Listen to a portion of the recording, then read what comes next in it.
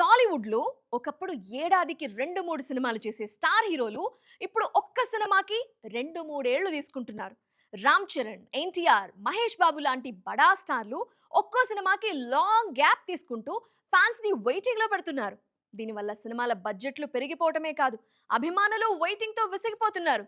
అందుకే కనీసం ఏడాదికి ఒక్క సినిమా అయినా రిలీజ్ చేస్తే మంచిది అనే అభిప్రాయం వ్యక్తమవుతోంది.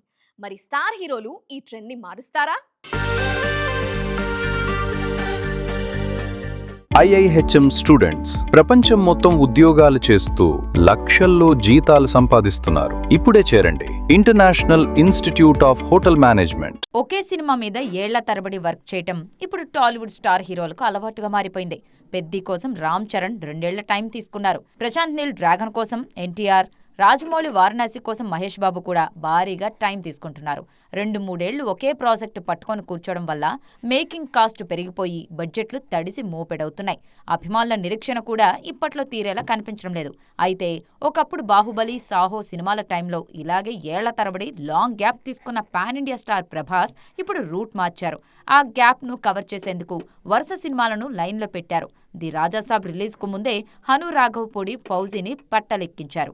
ఫౌజీ వర్క్ జరుగుతుండగానే సందీప్ వంగా స్పిరిట్ని స్టార్ట్ చేశారు. ఐకాన్ స్టార్ అల్లు అర్జున్ కూడా ఇప్పుడు అదే ఫార్ములాను ఫాలో అవుతున్నారు. భారీ పాన్ ఇండియా ప్రాజెక్ట్ పుష్ప తర్వాత షార్ట్ గ్యాప్ తర్వాత నెక్స్ట్ మూవీ రాకాను స్టార్ట్ చేశారు.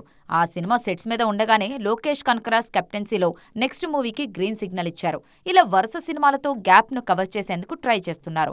ఇలా ఒకేసారి 2-3 ప్రాజెక్టులను లైనప్ చేయడం వల్ల ఫ్యాన్స్ కూడా హ్యాపీగా ఫీల్ అవుతున్నారు.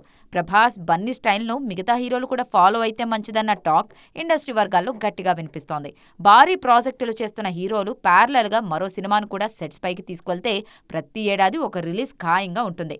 దీనివల్ల బడ్జెట్లు కంట్రోల్లో ఉండటమే కాకుండా టాలీవుడ్ బాక్స్ ఆఫీస్ కూడా కళకళలాడుతుంది. మరి మన హీరోలు ఇప్పటికైనా మారతారేమో చూడాలి.